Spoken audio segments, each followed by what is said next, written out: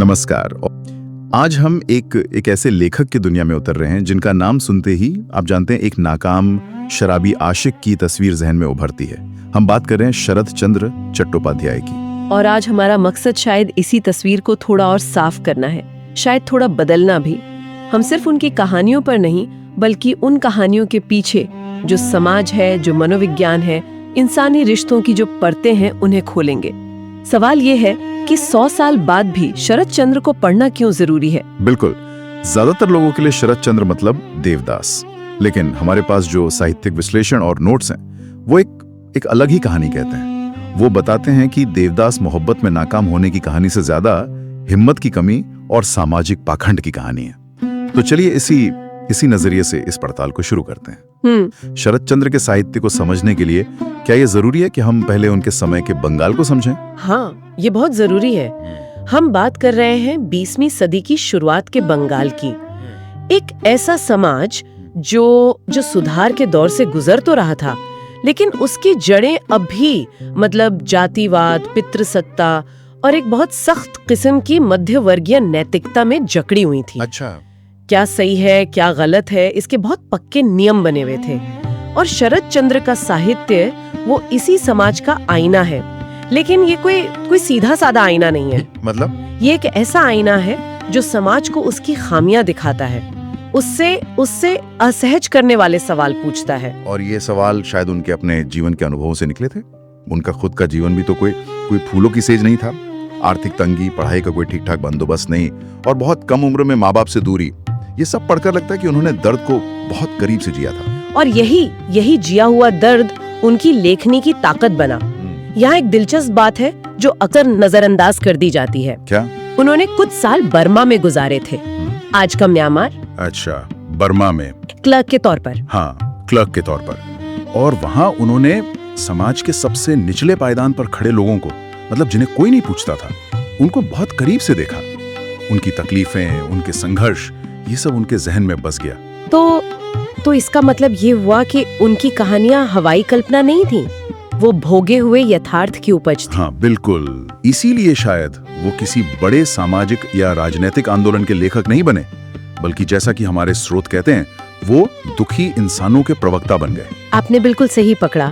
वो किसी वाद या इज्म के झंडा बरदार नहीं थे, वो सिर्फ इंसान के दिल की गहराइयों में उतरते थे।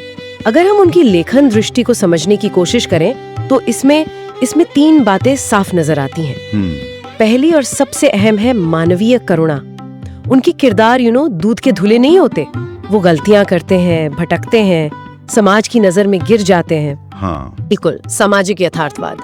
वो अपने समय के बंगाली समाज के पाखंड पर बहुत तीखी चोट करते हैं। जाति का घमंड, औरतों की बेबसी, मर्दों के जो दोहरे नैतिक मापदंड थे, हाँ, वो तो साफ दिखता है। इन सब को वो बिना किसी हिचकिचाहट के सामने ले आते हैं। और यहीं से तीसरा और सबसे गहरा स्तंभ निकलता है, मनोवैज्ञानिक सूक्ष्मता। मनोवैज्ञानिक सूक्ष्मता? हाँ, ये उनकी खासियत है। शरत चंद्र बाहरी घटनाओं से ज्यादा किरदारों के मन के अंदर क्या चल रहा है, उस उथल पुथल को पकड़ते हैं। अपराध बोध, पश्चाताप, अपनी लाचारी पर गुस्सा, एक दबा हुआ विद्रोह। हाँ। उनकी भाषा बहुत सीधी सादी है, लेकिन वो किरदारों की अंदरूनी कश्मकश को ऐसे सामने रखती है कि वो सीधे पाठक के दिल में उतर जाती है। चलिए इसी नजरिए से उनके सबसे मशहूर या शायद सबसे ज्यादा गलत समझे गए उपन्यास देवदास पर आते हैं। जैसा हमने शुरू में कहा, इसे एक महान प्रेम कहानी की तरह देखा जाता है, पर क्या ये वाकई एक प्रेम कहानी है? ये एक बहुत जरूरी सवाल है और मेरे हिसाब से नहीं। देवदास प्रेम की कहानी से कहीं ज्यादा निर्णय न ले पाने की त्रासदी है। निर्णय न ले पाने की त्रासदी? हाँ, देवदास पारो से प्यार नहीं करता था, ऐसा नहीं है।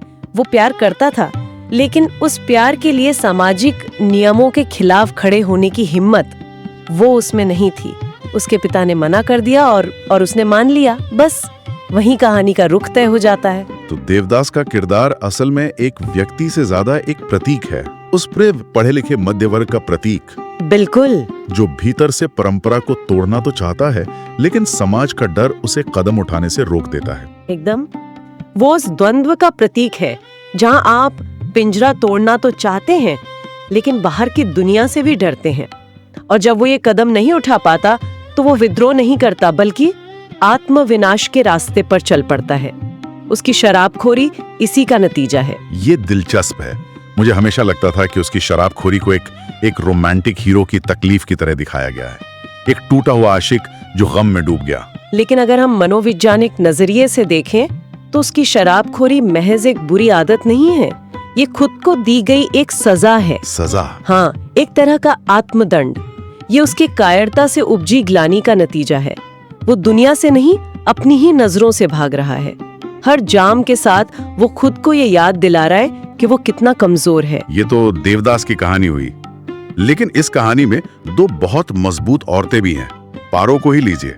अक्सर ये माना जाता है कि पारो एक बेचारी दबी कुचली किरदार है जिसने अपनी तकदीर मान ली और एक बूढ़े जमींदार से शादी कर ली। लेकिन जो विश्लेषण हम देख रहे हैं वो तो उसे देवदास से कहीं ज्यादा मजबूत बता रहा है। ये कैसे? और यही तो शरद चंद्र की खूबी है। पारो को अक्सर गलत समझा गया है। वो देवदास की तरह भावुकता में बहकर अपनी जिंदगी बर्बाद नहीं करती। वो सामाजिक हकीकत को देवदास से बेहतर समझती है। अच्छा। जब उसे ये एहसास हो जाता है कि देवदास कोई फैसला नहीं लेगा तो वो रोती बिलखते नहीं है बल्कि एक व्यावहारिक निर्णय लेती है। वो एक बड़े घर की बहू बनती है, अपनी सारी जिम्मेदारियां निभाती है। प्यार खोने के बाद भी वो अपना आत्मसम्मान नहीं खोती। यानी वो परिस्थितियों को स्वीकार करती है लेकिन उनमें डूबकर खुद को तबाह नहीं करती जैसा देवदास करता है। बिल्कुल। उसमें एक ठहराव है, एक समझदारी है और आखिरी मुलाकात में भी वो देवदास को उसकी कायरता का एहसास कराती है। वो त्याग की देवी नहीं बल्कि यथार्थ को समझने वाली एक आत्मसम्मानी स्त्री है। देवदास और पारो के इस रिश्ते में तो समाज और कायरता विलेन बन गए, लेकिन कहानी में एक तीसरा कोण भी है जो शायद सबसे जरूरी है, चंद्रमुखी का। वो इस सामाजिक समीकरण में कहाँ फिट होती है? चंद्रमुखी इस उपन्यास की आत्मा है। समाज की नजर में वो एक पतिता है, एक तवाइफ। हाँ।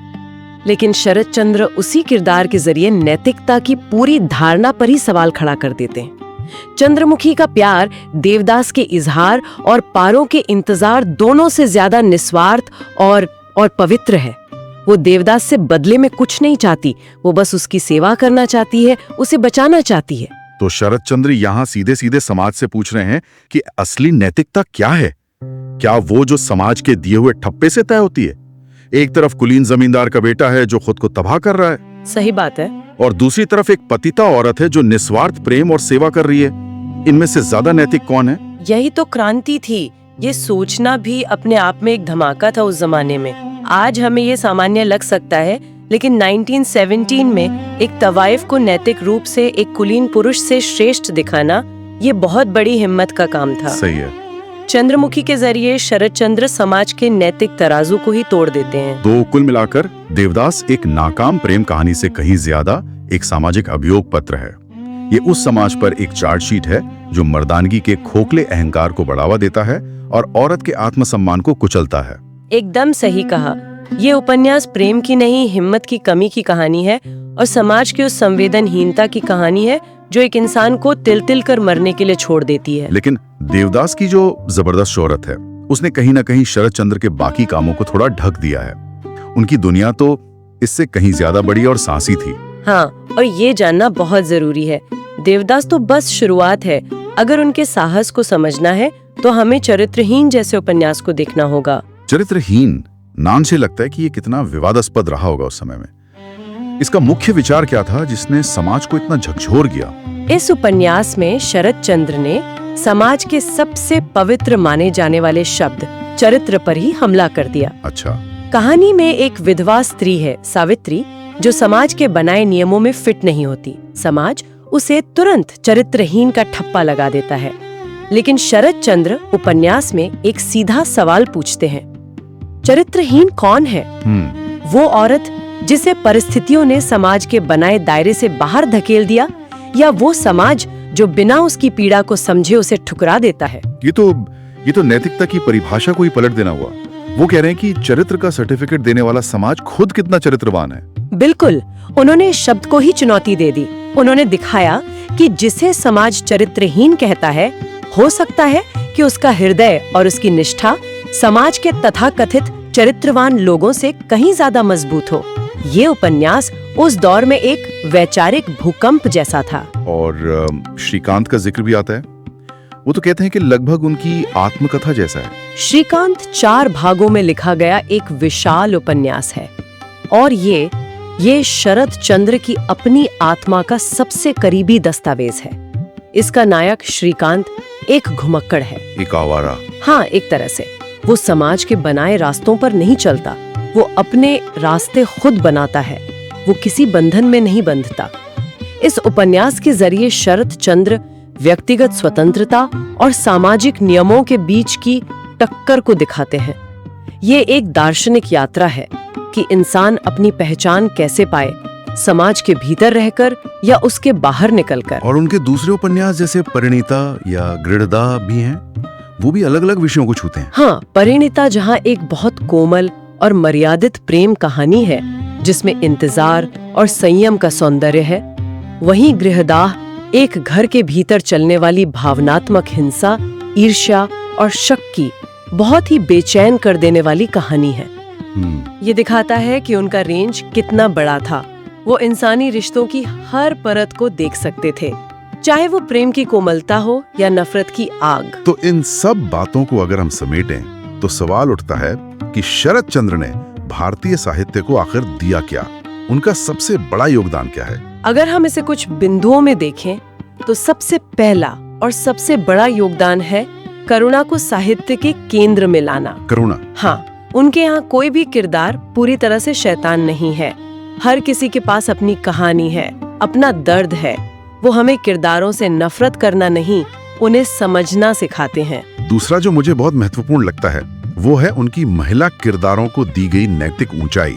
पारो, चंद्रमुखी, ललिता, विजया, ये सब औरतें परिस्थितियों से मजबूर हो सकती हैं, लेकिन उनके अंदर एक नैतिक बल है जो उन्हें टूटने नहीं देता। बिल्कुल। उस दौर में जहां साहित्य में औरतें या तो देवी थी या उल्टा, शरद चंद्र ने इंसान औरतें गढ़ी। ये एक दिलचस्प नजरिया है और उनका तीसरा योगदान इसी से जुड़ा है।